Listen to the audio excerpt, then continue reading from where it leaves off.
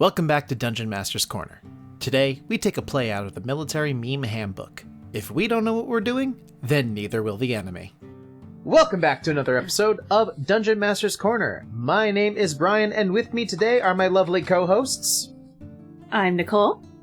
I am Andrew, and I am back. Back again, the loveliest of co-hosts. Mm-hmm. So today we are going back to our Wildmount campaign, which actually, Nicole, you run. So why don't you set the scene for us? I do. So we're going to be talking about same plan twice, which is funny because, well, originally Wildmount wasn't supposed to be like a long-standing campaign. It was just a one-off because we were missing people, and we just happened to have, Brian, Andrew, and Tom. At the time, who were you playing, Brian? Right, I wasn't Archie yet. This was still kind of our joke character phase, which some of us came out of and some of us doubled down on, but I wonder who that was. Can't imagine. But I was playing Asher, who was a Aasimar undead warlock. So, just two sides of the same coin there. And, very pretty, very gaunt, very dumb. I was actually the dumbest character. Because I believe I had a 7 intelligence. I had a -2 to my intelligence rolls. Tom had an 8, I believe, or he was... No, yeah, Tom had an 8. And I had because he had a -1. Yeah, so I had a 10, which gave me +0, which we will get into why that's funny. So Dangerous Designs is actually one of the jumping off points in the Explorers of Wildmount module book, lore book, both. For however much longer that's going to last. Before Matt blows up the world. Exandria is just a ticking time bomb. Fuck you, Hasbro. Anyway. So, I'm like, oh, this will be fun for a session or two, and it's kind of like investigation, there's a little bit of fighting, there's a little bit of this, a little bit of that. I'm like, this will be fun.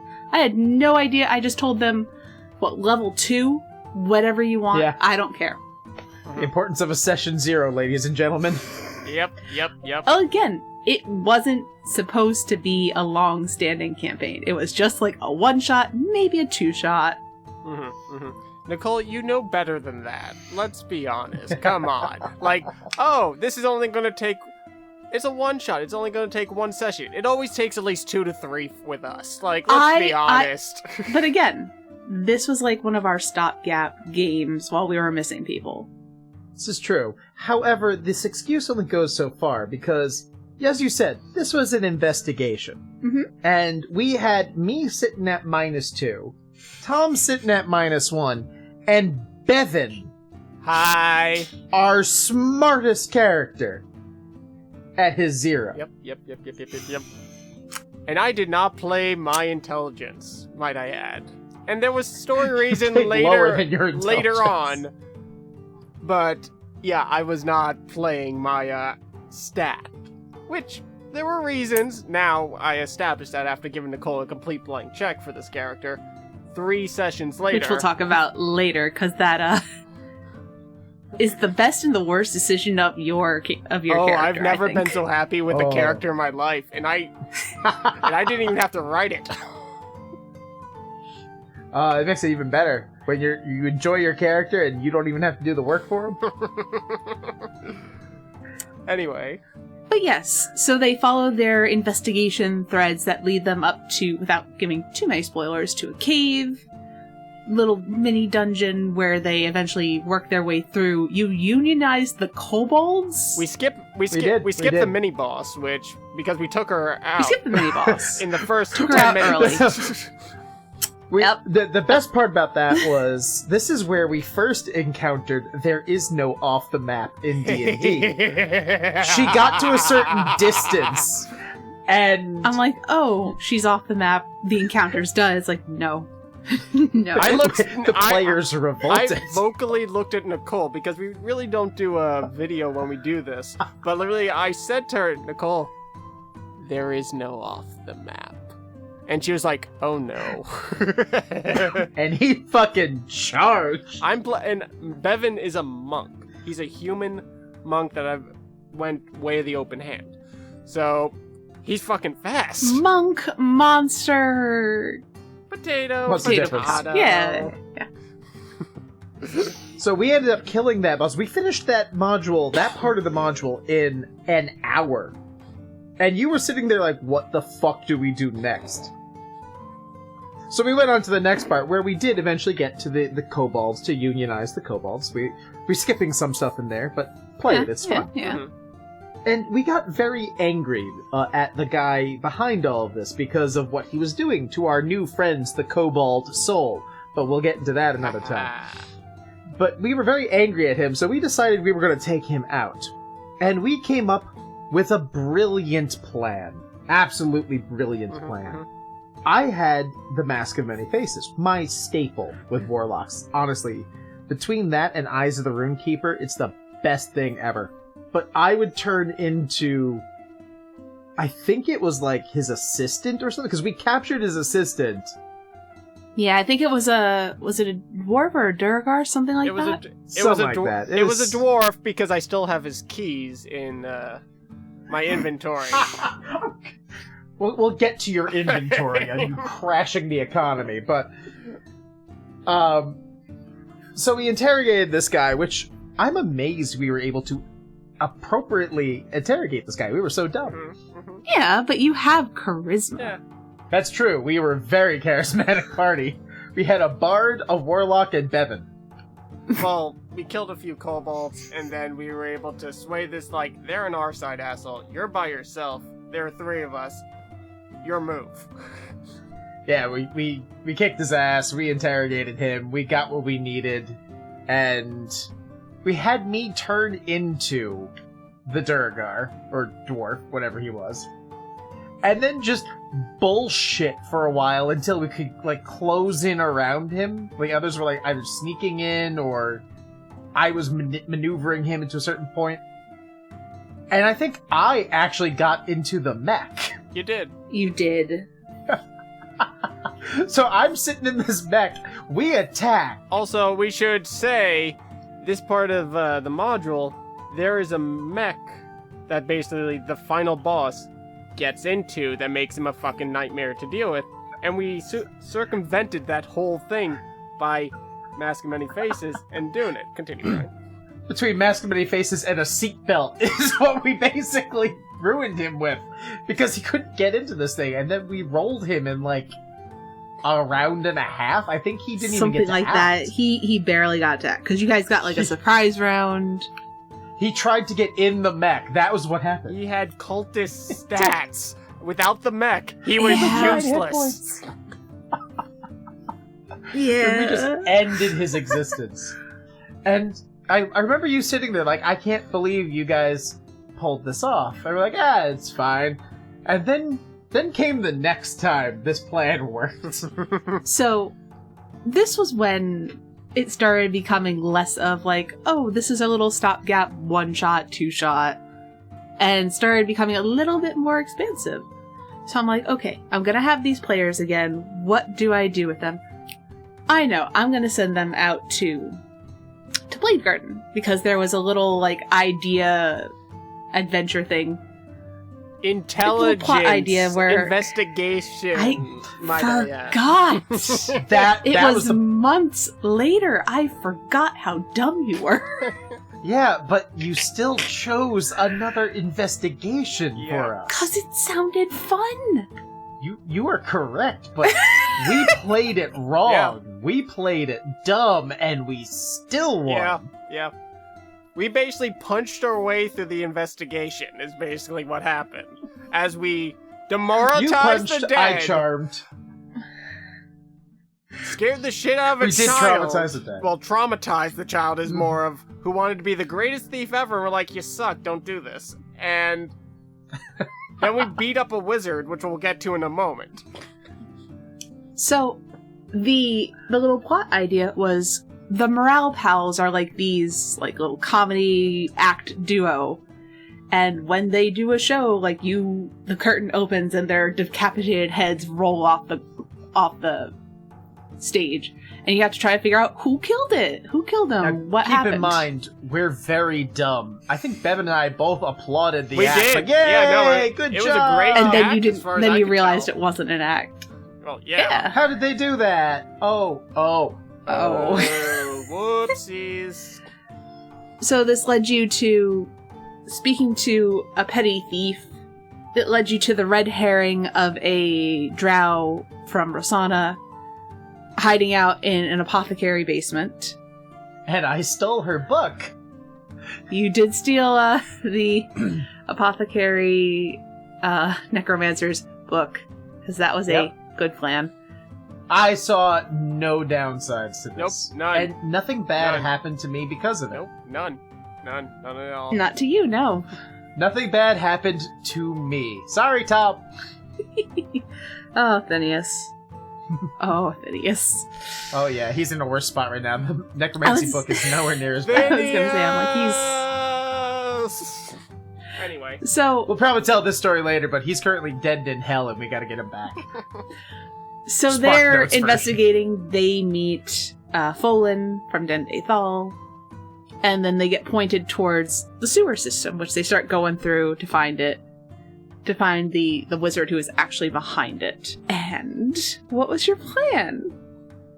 Second verse, same as the first. And that We found the wizard. I don't remember. Did we become the thief? Is that who we became? I think so. I think that was who actually you no, the masqueraded thief as. was his assistant or helping him out with all this stuff, like randomly That's getting right. stuff. We arrested Yeah. him. Well, you threw him to the wolves. I was just like, what? Look over there, Bevan, shiny. I'm like, ooh, shiny. And there's like, threw him to the constable. I was just like, okay. Yeah.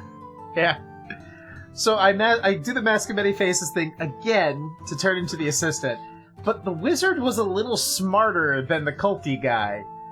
He wasn't as smart, and wasn't smart enough to outfox the plan, but he was starting to catch on, and he's like, something's off here. I'm like, yeah, this, and I cast Silence, because Undead Warlock, I think is it Undead or Undying? I think it's the Undying one, is what I am. Is I had the ability to cast Silence. So I cast a Silence bubble all around this wizard, and then we just rush in and beat the shit out of him. And he can't cast anything. Yeah, no, well, pretty much I was the first one in because I was the frontline fighter because Warlock, Bard. So it's just like, yeah, Silence. Hey, Bevan, have fun. Ah! Silence as you hear him yelling and screaming and destroying this man in utter silence. Blood everywhere. Yeah. It's like the Jerry meme. We kept doing it, and it kept working, so we didn't see any reason to change our plan. Well, you guys also switched characters down the line, so just like, we couldn't try and do the same plan again. We did. So just like, I'm the last OG of the group now. You are. Well, Phineas is still, Asher's still alive. Asher's getting married. That's how we wrote Asher out of the story, is Asher thought the epitome of beauty. Keep in mind, Aasimar, this angelic human, saw the epitome of beauty to be gnomes. There's nothing sexier than a gnome. So he ends up getting a gnome pregnant in Humpaduke. You're welcome. Thank you. And decides to make an honest man of himself, marries her, or is in the process. We're going to go to the wedding. And decides to be a good father. This allowed me to bring in Archie, who I'm sure you all, if you've been listening to us, remember. And Phineas, of course, got dragged to hell. So, everyone had a happy ending. Yep. I get a wedding, Tom gets a rescue mission. I mean, there are worse things. Yeah, there's worse. We unfortunately couldn't go for the turkey on that one, because the party dynamic shifted, and I don't think anybody has access to Silence now, or Mask of Many Faces. Archie can, if he wants. I was gonna say, I think Timber has access to Silence, so does Chizina. I don't think anybody And has the mask of my faces, though. Charles has disguised self. We might be able to pull this off again. We can rebrand the plan, Brian. We are rebranding here. We can rebrand the plan in hell. When we go down to fight Asmodeus, we can, pretend to be Tasha and go in and fool him that way, and then cast silence and beat the shit out of the devil. Nothing will go wrong. Everything will go great. Not a thing. They will never be able to just see past all illusions. Not in any way, shape, or form. I can't see this going wrong in any way. Nope. What's that like penguin meme just staring into the 1,000-yard stare with the choir and the fire in your eyes, like you're just hearing the death and destruction. That's what I just envisioned and hear when I hear you guys talking about revising that plan. Not revising, rebranding. Oh no. Nicole, it's even better now. Because we'll go into Bevan eventually and the whole shit show he is. But... And we got more moving parts now. 4 people instead of 3. Yeah. Oh, no, Brian. You forgot Berwyn. Oh god, not Berwyn. He is a tactician. But that's a story for another time.